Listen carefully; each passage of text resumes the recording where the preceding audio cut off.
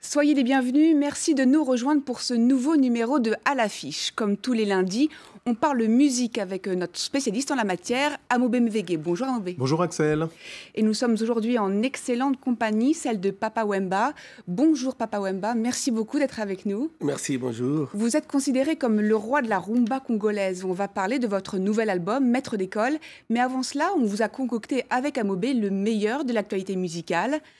Alors, Amobé, on commence avec une annonce plutôt surprenante. Michael Jackson revient sur le devant de la scène avec un deuxième album posthume. Eh oui, deuxième album posthume depuis la disparition de Bambi, alias le roi de la pop. On s'en souvient, QV 2009, sa disparition tragique. Michael Jackson avec un nouvel album, 8 titres inédits. Il faut savoir que tout au fil de sa carrière, Bambi, donc, a accumulé un nombre inconsidérable de titres qui font de lui quelqu'un qui est un artisan et qui n'a pas voulu sortir tous les titres parce qu'il considérait certainement qu'au plan artistique, il n'était pas particulièrement abouti. L'album s'appelle Escape, sortie prévue le 12 mai prochain, mais il y a une grosse polémique parce que certains considèrent que Michael n'aurait jamais donné son autorisation pour cette sortie d'un album qui est donc entre autres produit par Timbaland et Rodney Jerkins. Et je rappelle juste une chose, Michael Jackson est beaucoup plus rentable pour l'industrie musicale mort que vivant. Et puis nous évoquons maintenant Nirvana. Il y a 20 ans, Kurt Cobain, le leader du groupe, s'est suicidé. L'icône grunge a laissé derrière elle des millions de fans inconsolables. Un mois avant sa mort, il était à Paris et s'est prêté à un shooting photo devant l'objectif du français Yuri Lanquette.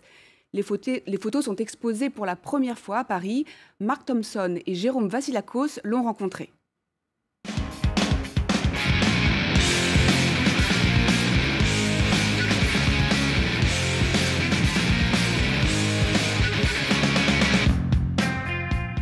Dernière session photo de Nirvana, je ne pouvais surtout pas me douter que malheureusement certaines des images qui avaient été prises ce soir-là prendraient tout d'un coup un caractère très prémonitoire qui, j'en suis persuadé, n'était pas voulu, en tout cas pas ce soir-là.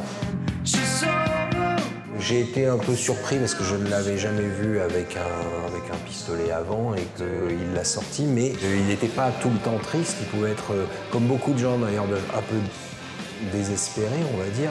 Leur humour est souvent très drôle et il pouvait être très drôle. Et je pense que ces images où il joue avec le pistolet sont plus à mettre sur le compte un peu d'une provocation. On avait eu le temps de tisser des liens, on va dire, qui dépassaient un petit peu ceux qui sont ceux normaux entre un photographe et son modèle. Et donc, vis-à-vis de moi, il ne se comportait pas comme avec, on va dire, d'autres journalistes ou d'autres photographes. Je pense que ce qui a fait que Nirvana a pu laisser une telle marque dans l'esprit des gens et toujours fasciner finalement des gens qui étaient peut-être à peine nés à l'époque, c'est sans doute parce qu'il y avait une grande vérité un peu torturée. Tout cela, effectivement, a créé un mélange qui n'a pas été bon pour son psychique, on va dire. Mais cette vérité-là, c'est, je pense, que ce que ressentent les gens toujours aujourd'hui. Je pense aussi qu'il est un petit peu la dernière des idoles du rock au sens ancien.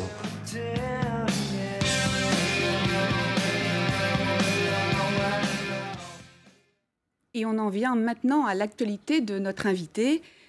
Amobé, vous avez choisi d'inviter le célèbre chanteur congolais Papa Wemba pour la sortie de son nouvel album. C'est un album qui est un tournant, c'est un album très attendu. Papa Wemba, on est très heureux que vous soyez avec nous sur ce plateau. Je sais que vous courez de par le monde. L'album sortira le 20 juin, donc c'est un privilège pour nous d'en parler en amont. Papa Wemba est un artiste qui est aujourd'hui l'un des derniers géants et témoin de la génération des pionniers de la musique congolaise. C'est-à-dire qu'au milieu des années 50, des années 60, il y a des pionniers. Il était témoin, c'était un môme, mais il a côtoyé des Franco, des Kabasele, il a entendu parler des Wendo Kolosoi. Il est aussi acteur de la génération intermédiaire, parce qu'il a cofondé 2 des formations les plus emblématiques du Congo, Zaiko Langalanga, Viva la Musica. Et aujourd'hui, c'est un passeur de témoins de la nouvelle génération. Et on s'en souvient, promoteur aussi de la SAP.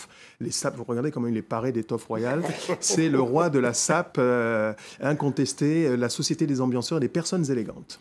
Papa Wemba, venons-en maintenant à l'album. Pour vous, c'est un retour aux sources de la rumba, cet album ? En fait, je me suis dit qu'actuellement, la rumba, elle est critiquée un peu de partout, quoi. Elle est critiquée de partout. Alors, je me suis dit, pour mieux faire, autant revenir vraiment sur la vraie rumba, quoi. La vraie rumba qui est dansée nos parents, la vraie rumba qui est dansée encore aujourd'hui, parce que les enfants aussi, ils aiment la rumba. Alors, je me suis dit, il faudra que j'essaye, moi, de faire que de la rumba sur cet album, qui va s'appeler Maître d'école. Rumba na rumba. On va justement en regarder un extrait. On regarde.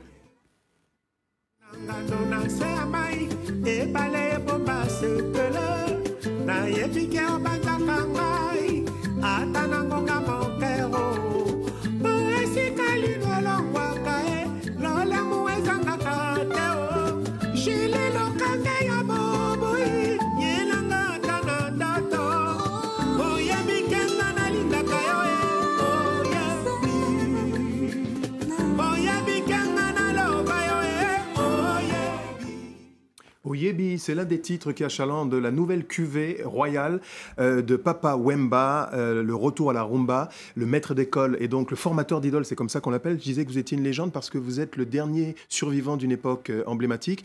Nous avons perdu deux des membres cofondateurs de cette saga récemment, entre autres le papa de Youssoufa, le rappeur bien connu, c'était Taboulé Rochereau. Oui, alors vous êtes, je disais tout à l'heure, le témoin d'une époque incroyable. Vous avez connu, et c'est ce qui vous a nourri, gamin, vous avez vu les James Brown, les Fela Anikulapo Kuti sur scène, vous étiez là pour le combat Ali Foreman. C'est ce qui a nourri le petit enfant des quartiers pauvres de Kinshasa que vous étiez pour devenir la star planétaire que vous êtes aujourd'hui? En fait, je regardais Taboulé, quoi. J'étais trop admiratif devant Taboulé, quoi. Je me disais au fond de moi, il faudra que je devienne comme ces messieurs-là, quoi. Il m'a permis d'aller vers lui, il m'a permis de le côtoyer, il m'a permis de le voir sur scène. Et avec ma maman, je me suis dit, maman, moi, quand je serai grand, il faudra que je sois comme Taboulé. Papa ne voulait pas, et papa est parti bien avant. On est resté avec maman. Maman m'a encouragé d'embrasser la carrière.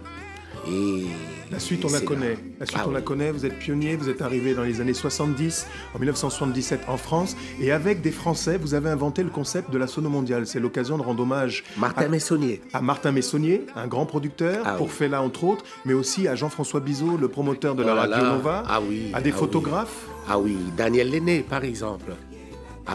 Les Africains étaient les premiers à cette époque à remplir les salles parisiennes de la nuit étoilée. C'est peut-être pour ça que vous avez tourné ce clip à Paris pour rendre hommage à cette période. Le Grand Rex. Voilà. Tellement tu parles très bien de ça, je manque de mots, quoi. Papa Wemba, l'un des temps forts de votre carrière, c'est aussi la tournée avec Peter Gabriel. C'était un grand moment pour vous? Heureusement pour moi, j'étais à l'affiche comme Peter Gabriel, quoi. Nous sommes allés partout. On a fait vraiment le voyage ensemble. Nous avons partagé la même scène. Il m'a permis, moi, de côtoyer ce public que je ne connaissais pas, quoi, dans le public rock, qui m'a vraiment découvert, quoi, et qui m'avait adopté aussi. Papa Wemba, aujourd'hui, avec cet album, c'est donc un retour aux sources de la rumba éternelle. Le Congo, qui est un pays poumon pour toute l'Afrique, est en proie à une crise depuis de nombreuses années, une crise politique, une crise sociale. Vous êtes une référence. Est-ce que vous avez un message? Quel est le message que l'artiste que vous êtes délivré au peuple du Congo? Dressons l'enfant, longtemps courbé.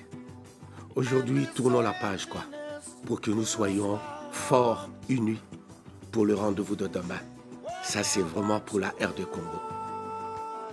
Qu'est-ce que Papa Wemba a envie de dire? Parce que je regarde dans les yeux d'Axel, peut-être qui n'a pas connu cette époque.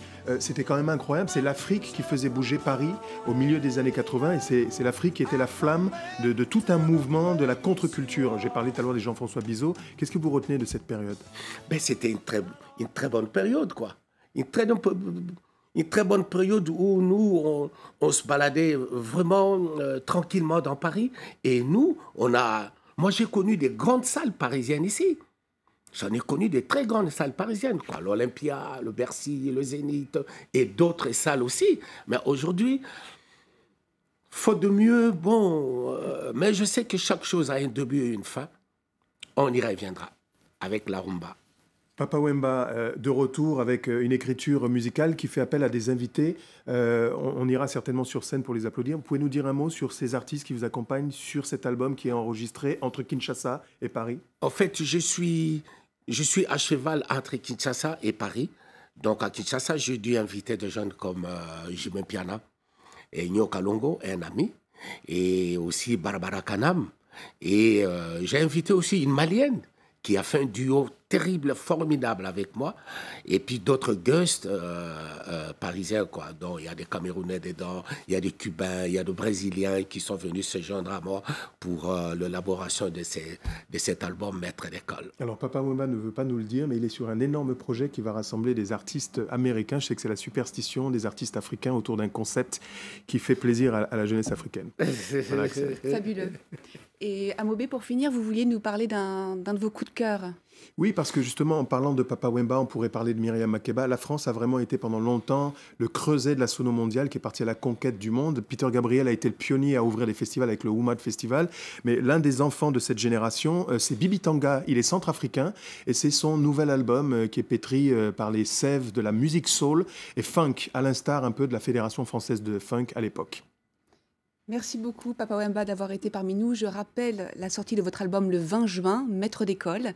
Merci beaucoup, Amobé, d'avoir été parmi nous. À la semaine prochaine. C'est la fin de cette émission. Vous pouvez la retrouver sur le site france24.com et sur tous nos réseaux sociaux.